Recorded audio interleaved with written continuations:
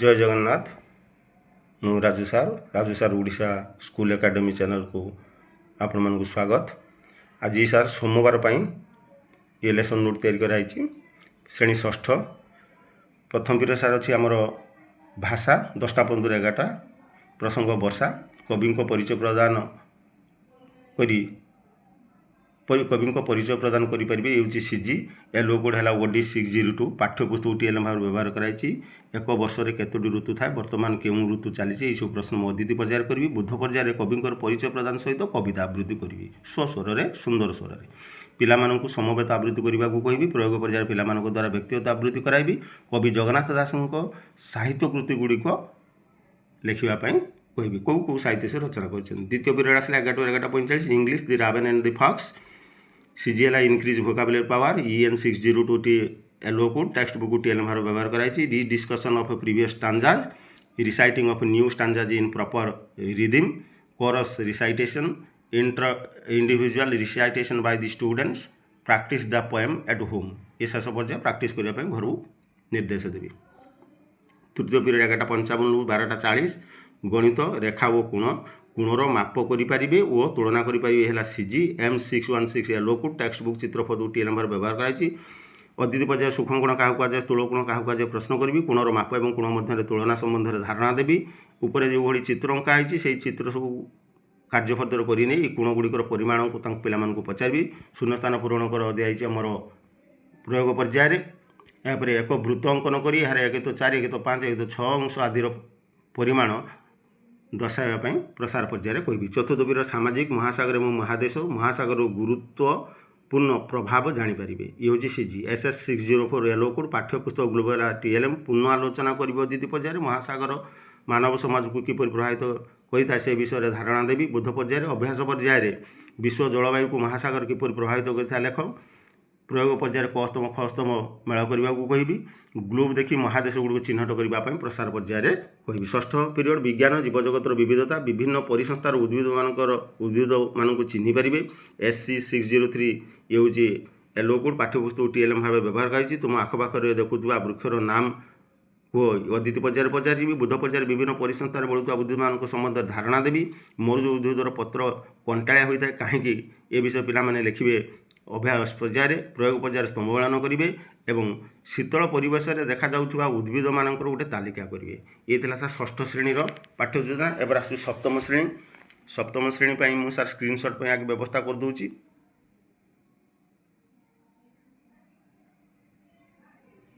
है सर सप्तम श्रेणी में प्रथम पीरियड रही सर 10टा 15 11टा से सामाजिक पाठ रही। भारत भौगोलिक अवस्थिति त्रिकोणभूमि गठन प्रक्रिया जानीपर सीजी एलो कोड है SS 704 टीएलएम पाठ्यपुस्तक मानचित्र को व्यवहार कर। पुराणा पाठर जो पूर्व पीरियड पाठ पढ़ाई पुनः आलोचना कर। अदिति पर्यायर बुध पर्यायर त्रिकोणभूमि गठन प्रक्रिया संबंध में धारणा देवी। क्यों स्थान में त्रिकोणभूमि गठित हुए अभ्यास कार्य प्रश्न करी। प्रयोग पर्यायर शून्यस्थान पूरण करने देवी। प्रसार पर्यायर मानचित्र में सुंदरवन चिन्हट करने कहबी। यापर द्वितीय पीरियड 11:40 रु 11:45 कला नाट्यरस आमर टपिक भारतर प्राचीन स्थापत्य विषय कहीपर। सीजी C23 एलो कोड पाठ्यपुस्तक और चित्र को मुझे भाव में व्यवहार कर। कोणार्कर चित्र देखी पिला पचारे यह क्यों मंदिर चित्र को पिला कह। अदिति पर्यायर कोणार्क आसिले मैंने गोटे प्राचीन संस्कृति व ऐतिह्य। तापर भारतर प्राचीन स्थापत्य विषय धारणा देवी। बुध पर्यायर आम देशर प्रसिद्ध स्थापत्य गुड़िकर नाम लिखी अभ्यास पर्यायर। प्रयोग पर्यायर मेल स्तंभ मेलन करेंगे। कोणार्क सूर्य मंदिर उपर छोट प्रबंधटे लिखापी प्रसार पर्यायर निर्देश देवी। तृतीय पीरियड 11:50 रु 11:55 12:40 भाषा प्रसंग है माड़हांडी कथा वाक्य कारक पद चिन्ह पारि है सीजी OD 718 एलो कोड पाठ्यपुस्तक टीएलएम भाव में व्यवहार कराई। वाक्यर कर्ता क्या कहुए क्रियापद कौन या अदिति पर्यायर प्रश्न करी। क्रियापदर गठन संबंध धारणा देवी। क्रियापद गुड़ चिन्ह दे 2-3टी वाक्य मुझे लिखिदेवी। क्रियापद कौन बुझाई दल में आलोचना करेंगे कौन बुझे से भितर आलोचना करेंगे। एकता ही बड़ निज मनरू गपटे लिखाणी पिला कहबी। यहाँ चतुर्थ पीरियड 12:40 रु 1:25 सार इंग्राजी ट्राई अगेन है topic understand the new vocabulary EN 702 ये हूँ एलो कोड टेक्स्ट बुक टीएलएम व्यवहार कराई। री discussion of previous stanzas I will recite the new stanzas I will tell the student to recite with me मो सहित recite करेंगे। फिल इन द ब्लैंक्स ये हूँ सार प्रयोग पर्याय। तापर आस प्रसार practice the poem at home. पंचम पीरियड ବୃତ୍ତି ଶିକ୍ଷା ବିଦ୍ୟାଳୟ ଆବାସ ଉଦ୍ୟାନର ନକ୍ସା ପ୍ରସ୍ତୁତି କରିପାରିବେ। ଇଏ ହେଲା CG C24। ଇଏ ହେଲା ଆମର yellow code text book TLM ଭାବରେ ବ୍ୟବହାର କରାଯାଇଛି। ପୁନଃ ଆଲୋଚନା ବିଶେଷଜ୍ଞଙ୍କ ଭୂମିକା ଏ ବିଷୟରେ ଧାରଣା ଦେବି। ଆବାସ ଉଦ୍ୟାନ କେଉଁଠାରେ ବିକଶିତ କରାଯିବା ଉଚିତ ସେ ବିଷୟରେ ବର୍ଣ୍ଣନା କରିବି। ଆମେ ଚାହୁଁନଥିବା ପ୍ରାଣୀମାନଙ୍କର ପ୍ରବେଶକୁ କିପରି ଆମ ଉଦ୍ୟାନକୁ ରୋକିବା ସେ ବିଷୟରେ ଲେଖିବେ। ବିଦ୍ୟାଳୟର ଆବାସ ଉଦ୍ୟାନ ଆକର୍ଷଣୀୟ କରିବାର ଉପାୟଗୁଡ଼ିକ ନିଜ ଭିତରେ ଆଲୋଚନା କରିକି ଘରୁ ଲେଖି ଆଣିବା ପାଇଁ କହିବି।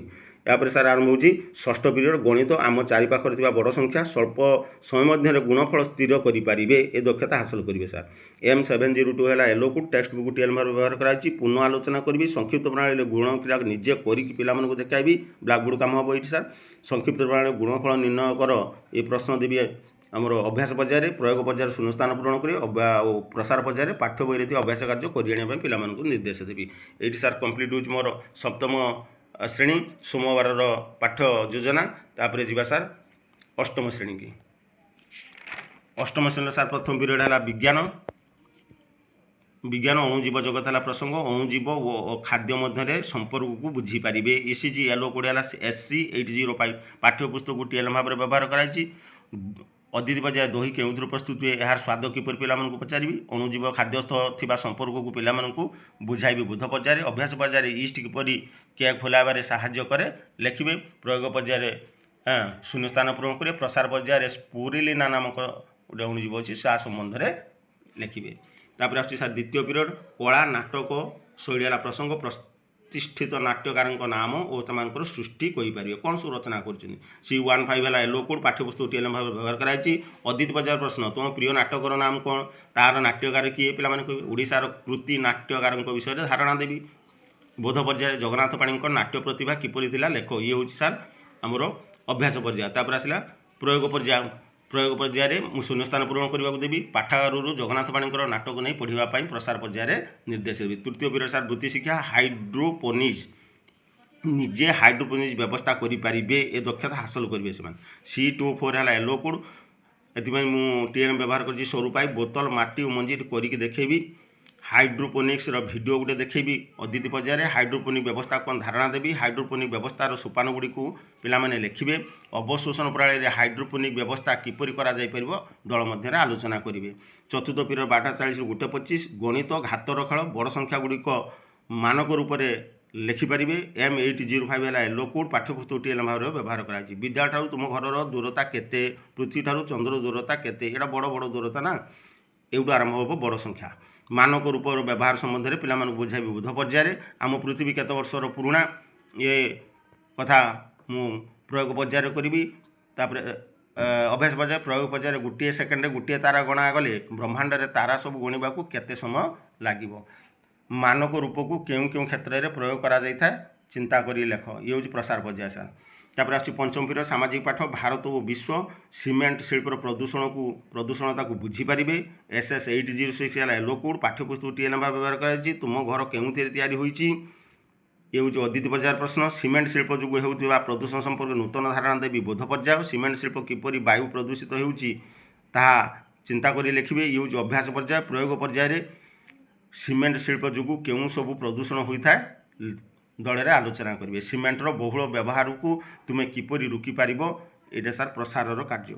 ଷଷ୍ଠ ପିରିୟଡ଼ ଶାରୀରିକ ଶିକ୍ଷା ଯୋଗର ଗୁରୁତ୍ୱକୁ ବୁଝାଇଦେବି। C31 ୟେଲୋ କୋଡ୍ ଯୋଗର ଗୁରୁତ୍ୱକୁ ସାର୍ ବୁଝିପାରିବେ।